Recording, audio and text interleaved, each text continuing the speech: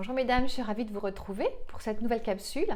Peut-être que tu as souri en regardant le titre, Le monde des bisounours. Comme souvent, la thématique de ce que l'on va partager aujourd'hui sort de conversations que j'ai eues avec des femmes ou des amis cette semaine. Elles me disaient qu'avec les bruits de guerre aux portes de l'Europe, toutes ces choses que l'on voit aux informations qui nous secouent, elles avaient l'impression de se réveiller d'un rêve ou d'un cauchemar éveillé en réalisant qu'elles avaient cru vivre dans un monde de bisounours. Alors j'aimerais partager avec toi deux versets qui, je pense, ont besoin de ponctuer notre quotidien. Le premier est 2 Corinthiens 10, 3, 5. Si en effet nous vivons dans la réalité humaine, nous ne combattons pas de façon purement humaine. En effet, les armes avec lesquelles nous combattons ne sont pas humaines, mais elles sont puissantes, grâce à Dieu, pour renverser des forteresses. On ne se bat pas contre l'humain, mais contre des forces spirituelles. On n'est pas dans un monde de bisounours. Notre réalité, elle est qu'on vit sur la terre avec toute notre humanité, bien entendu, mais il y a aussi des choses qui se passent au niveau spirituel. Donc ça, c'était 2 Corinthiens 10, 3 à 5. Je voudrais t'encourager à prendre du temps, fais une pause, va le lire dans ta Bible, surligne-le, recopie-le si tu as l'impression, ou si tu avais l'impression de vivre dans un monde de bisounours. Et le deuxième verset que je voudrais te donner pour t'équiper, il est classique. J'espère que tu le connais par cœur, c'est Jacques 4, 7.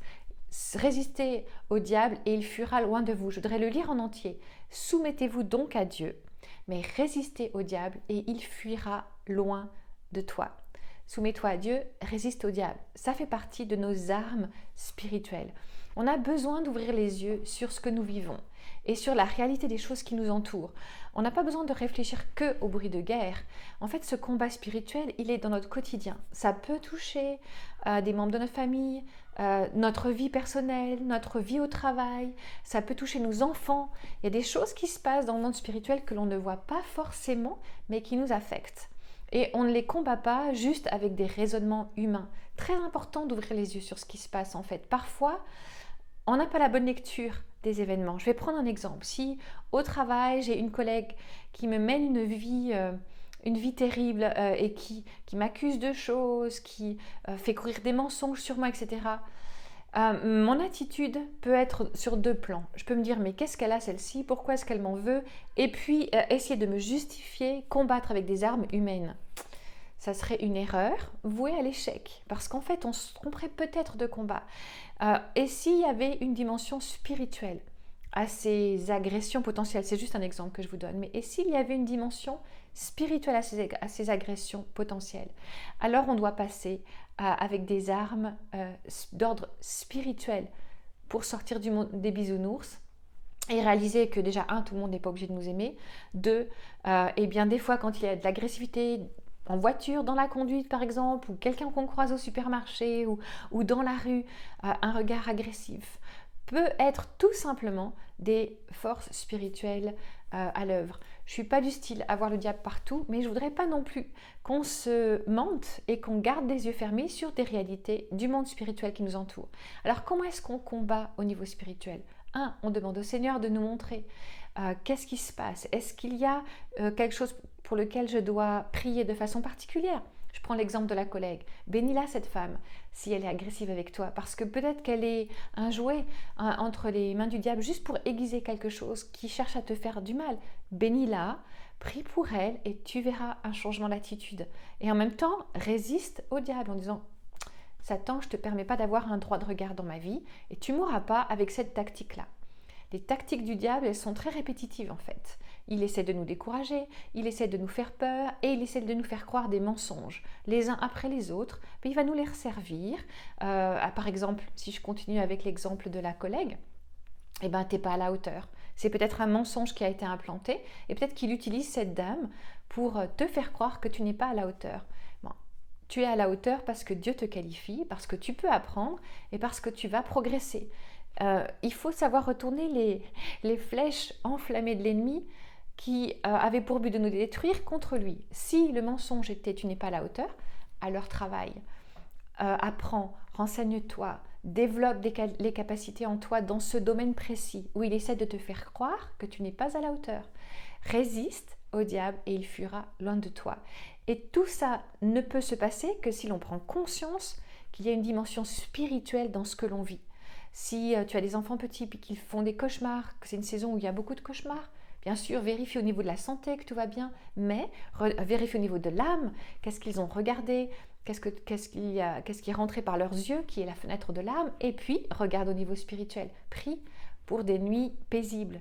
Prie avec lui ou avec elle, avec ton enfant, avant qu'il aille se coucher. On combat toujours dans les 3 mondes, au niveau du corps, au niveau de l'âme et au niveau spirituel. On n'est pas dans un monde de bisounours.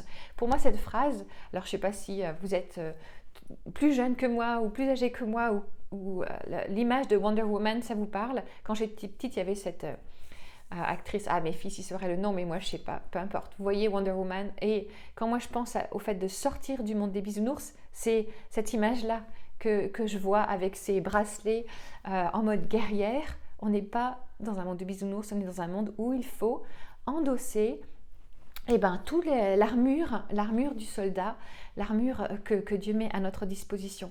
Donc peut-être que je te secoue un petit peu aujourd'hui et je voudrais que tu prennes conscience que la problématique à laquelle tu fais face, elle est peut-être d'ordre spirituel. Et il est temps d'augmenter les armes que tu utilises. Sors du monde des bisounours, mets ton armure de Wonder Woman. Tu ne le regretteras pas parce que tu verras les choses bouger beaucoup plus efficacement. Va relire ces 2 passages, 2 Corinthiens 10, 3 à 5 et Jacques 4, 7. C'est comme si tu décidais de mettre sur toi cette armure de guerrière qui va changer la donnée de ce qui se passe autour de toi. C'était ça mon défi.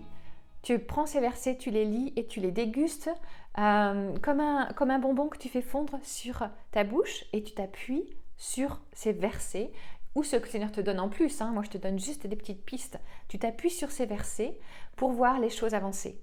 Alors, il est où ton combat spirituel du moment? Prends le temps pour te repositionner. Tu n'es pas dans un monde de bisounours, tu es dans un monde où tu vas combattre. Et aujourd'hui, tu es prête et équipée.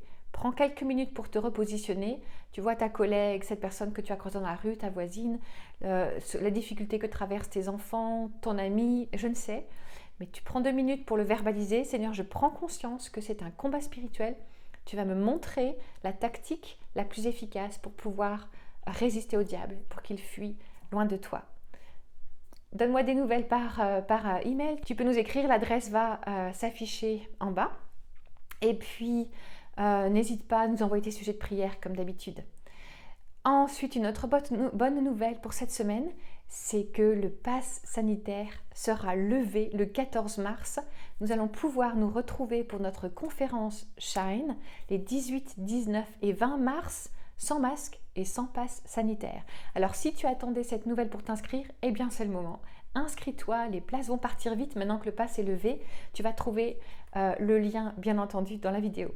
Voilà, je me réjouis de te revoir bientôt, de te rencontrer peut-être pour la première fois bientôt en live, en vrai, parce que bien entendu, on aura l'occasion de se croiser pendant cette conférence.